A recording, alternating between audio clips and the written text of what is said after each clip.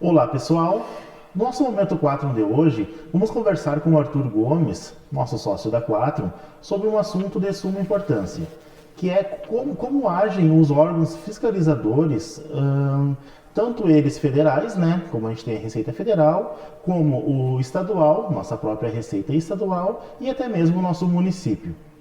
Então, Arthur, a primeira pergunta, na verdade, é como que tu vê a postura desses órgãos hoje no que diz respeito à fiscalização? Olá, Luiz, tudo bem?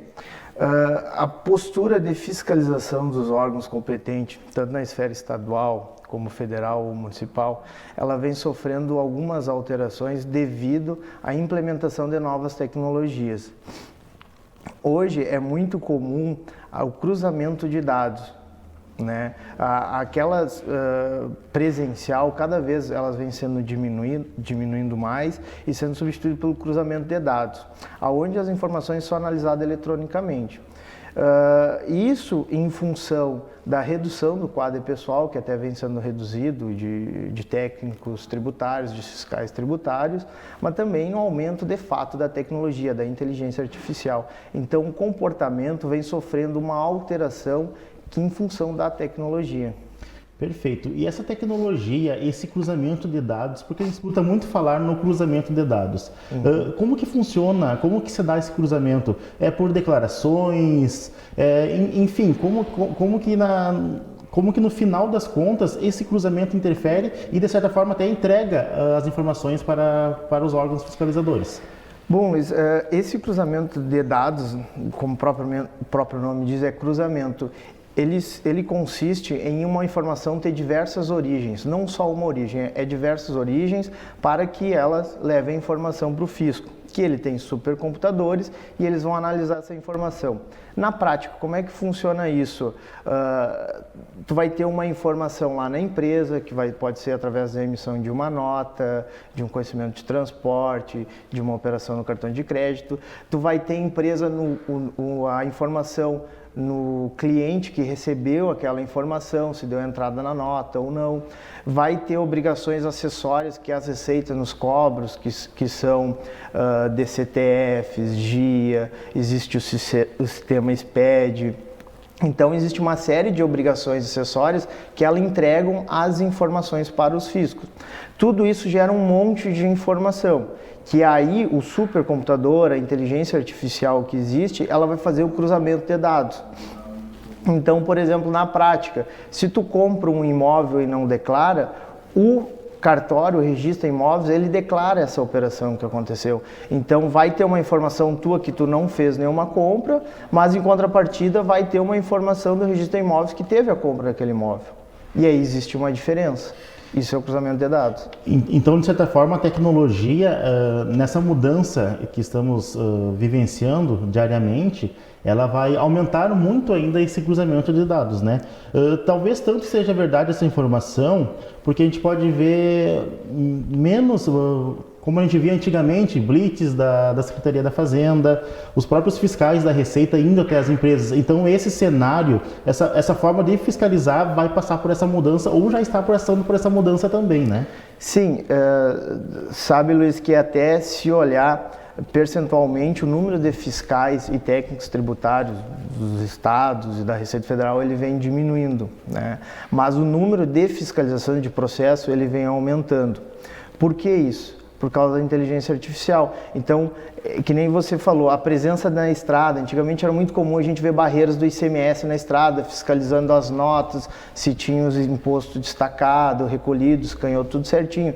Isso está cada vez diminuindo, porque antes que aquele fiscal precisava passar uma tarde inteira na estrada, na beira, olhando nota, hoje sentado atrás de um computador, ele analisa apenas as inconsistências que foram apontadas pelo cruzamento de dados, entende? Então rende muito mais a atuação de um fiscal hoje, pelo cruzamento de dados.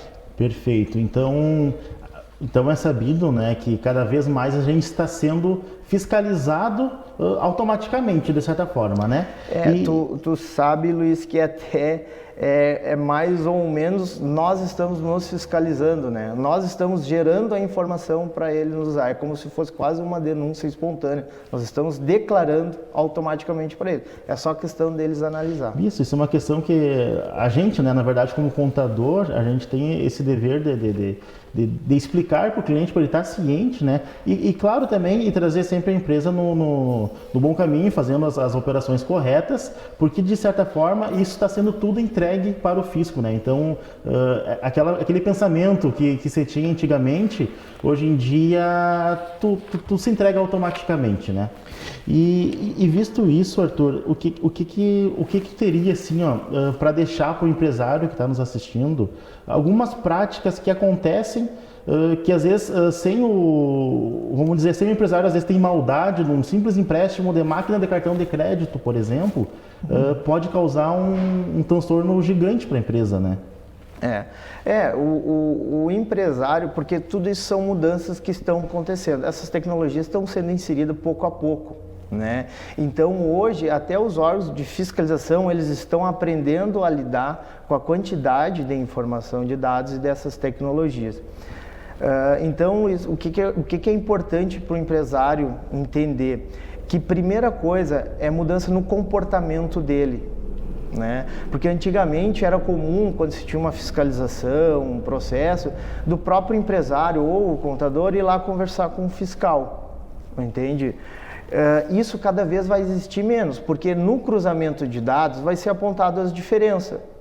E diante daquela diferença, tu corrige, tu faz uma denúncia espontânea, enfim, tu sana aquela diferença. Ou seja, não vai existir mais aquela conversa de ir lá e dizer, tentar justificar, porque vai ser uma máquina, né? Segunda coisa importante que o empresário tem que entender, que existe um tempo de 5 anos para ser autuado. Então, algo que ele esteja fazendo hoje pode ter um reflexo daqui a 5 anos. Então, algo que está acontecendo hoje, lá em 2021, 2022, pode vir dar problema. Então, aquela mentalidade, mas eu sempre fiz assim e nunca deu problema, isso ele tem que atentar, porque hoje ele pode ser fiscalizado por algo que fez 5 anos atrás. Então, quanto mais cedo ele mudar a mentalidade e agir da forma correta, melhor é. O que é essas coisas erradas assim, que ele faz, o ideal que ele vá mudando a mentalidade, é entender que a empresa dele tem que ter uma movimentação condizente com aquilo que ele declara, entende? Então, são coisas simples, como por exemplo, tu tem um CNPJ, jamais empresta o teu CNPJ para alguém fazer uma compra nele, entende? Porque se tu tiver um número X de compra, tu tem que ter um faturamento X condizente com aquilo. Então, se tu emprestar o teu CNPJ para alguém comprar um equipamento, alguma coisa, um carro, um veículo, tu vai ter que ter receitas condizentes com aquele bem que tu fez a compra. Outra coisa importante, as movimentação financeira, banco, né? Hoje a Receita Federal ela tem acesso pelo cruzamento de dados às movimentações financeiras. Então toda movimentação financeira na conta da tua empresa ela vai ter que condizer com o teu faturamento, entende? Então às vezes se declara um faturamento X, mas se olha na conta corrente está cruzando um faturamento muito maior. Opa, que diferença é essa? O que está acontecendo? Entende? Uma coisa muito comum que acontece hoje com os cartões de crédito, que cada vez está aumentando mais a utilização de cartão de crédito, cartão de débito. Toda essa movimentação ela é automaticamente declarada. As operadoras de cartão já passam para a Receita.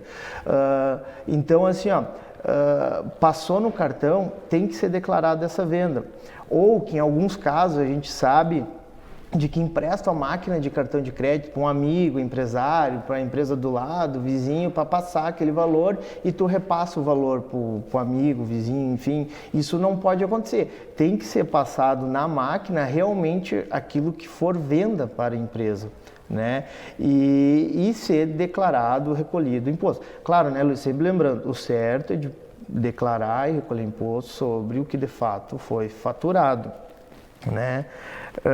E uma coisa, né, que o empresário tem que ter muito cuidado hoje em dia, que é onde está principalmente os olhos da fiscalização, é com uma coisa chamada grupo econômico, né? Que é quando o empresário ele abre uma ou duas empresas para fins de diminuir imposto. Então, existe um regime tributário que é o simples, por exemplo, que é onde é menor a carga tributária. Aí o empresário vai lá e abre duas ou mais empresas com o único intuito de diminuir o imposto. E essas empresas, ele abre, é tudo dele, mas ele abre em nome de um conhecido, de um parente, da esposa, do filho, com o único intuito de ter imposto. E isso as receitas entendem que é uma única empresa. Então, isso forma uma coisa conhecida como grupo econômico. E a Receita pode entender que sendo uma única empresa cobrar um imposto como se fosse uma só. Então tudo aquilo que tu recolheu, ela vai desconsiderar e considerar como se fosse uma única empresa. Perfeito. Não, e tu vê que num simples, escutando tu falar, alguns simples exemplos, a gente percebe que aí já se dá o cruzamento de dados, né? Na nota que tu comprou, se tu comprou a mercadoria, tem que ter ela em estoque e vai ter que ter a venda depois. Então se tu emprestar esse CNPJ, logicamente a compra não vai ser tua, mas tua, de certa forma, para o fisco, quem adquiriu essa mercadoria foi você, né? É que nem, Luiz, na questão do grupo econômico, né? Porque não é proibido do empresário ter mais de uma empresa, ele pode ter uma, duas, quantas for necessário a sua atividade. Só que olha que importante é o grupo, a questão de cuidar o grupo econômico, porque ele não pode ser caracterizado no único intuito de reduzir impostos, né? Daí tu abre uma empresa no teu nome, uma do teu conhecido, ou da tua esposa, do teu filho, com a mesma atividade, e às vezes em local igual, no mesmo local ou próximo, né? E aí olha o que acontece, às vezes tu compra numa, aí vem as compras num CNPJ, e aí por motivos A mais B, tu vende na outra, entende? Aí a movimentação de compra com vendas de uma não vai fechar e da outra também não vai fechar, entendeu? E isso a Receita pode dizer, opa, aqui tem um problema, entende? Só que esse tem um problema, não é uma pessoa que vai analisar isso. São computadores seria um sistema, que vão né? apontar. Aí já viria então com de certa forma a autuação até pronta, né? Tu teria que justificar com argumentos que tu não vai ter para dizer que não são tuas. E até essa questão do grupo econômico, num vídeo anterior que eu conversei com o Padilha, quando você forma essa situação, a gente vê em exemplos, conversando, enfim, com colegas e o cenário do próprio empresário, que isso fere todos os princípios, na verdade, né? Princípio da entidade. Então, o que acontece? Tu está fazendo uma operação, tu tem outra empresa no nome de um terceiro, mas de fato tu está administrando tudo isso. Aí por isso você caracteriza esse famoso, né, grupo econômico, que é onde a fiscalização está batendo em cima bastante também, né? Sim, eles estão batendo bastante em cima disso, porque, Luiz, a questão é o seguinte, quando tu faz o grupo econômico no único intuito de reduzir imposto, entende? Tu vai estar lesando o Estado, porque a lógica é que quanto mais se vende, mais se fatura, a carga tributária vai se subindo. Então, se tu dividir o teu faturamento, a tua carga tributária vai diminuir. Nisso o Estado vai ser lesado. E a saúde financeira do Estado não é segredo para ninguém, que vai de cada vez de mal a pior. Né? Então o Estado ele vai ficar atento para isso, entende? Se tu fizer no único intuito de reduzir imposto. Não, até porque o papel do contador em si, nesse quesito, né? Ele existe sim um planejamento tributário, mas não no sentido de forma ilícita, né? Sim. Então tu tem que fazer o planejamento, ele é montado de acordo de uma forma legal para assim tu pagar o imposto correto, né? Não pagar menos imposto, pagar o imposto correto, que pode ser menos do que estava sendo pago, mas de forma lícita. E tu sabe, Luiz, isso é importante, a mudança de mentalidade do empresário, que tem a questão dos 5 anos, volto a falar, já falei antes, mas a questão dos 5 anos, então algo que tu está fazendo hoje pode ter um reflexo somente daqui a 5 anos. Entendeu? Então a Receita, tanto estadual como federal, eles estão aprendendo a lidar com tamanha tecnologia e com a quantidade de dados que eles estão recebendo. Então, enquanto eles estão recém aprendendo a lidar com isso, a processar isso, o empresário ele tem tempo hábil de mudar algum hábito dele ainda que pode ficar duvidoso ou não. Para isso, ele pode pegar orientação com o seu contador, com o seu advogado e corrigir esses atos, enfim. Perfeito, Arthur. Eu acho que o tema foi bem abordado, né? Eu acho que fica como dica, o empresário, ele tem que ser mais empresário, ele tem que entender esses reflexos. Eu acho que a nossa conversa de hoje já dá para ter uma noção da complexidade que isso se cria. E então a dica que fica para o empresário, na verdade, é ele ser mais parceiro, né, do seu contador, do seu advogado, de estar mais presente, de entender como funciona todo esse mecanismo, né, Arthur? Então, para finalizar, a gente agradeço então o nosso bate-papo. Então, finalizamos o nosso Momento 4 de hoje. Para qualquer dúvida ou questionamento, a gente está disponível nos nossos canais de comunicação.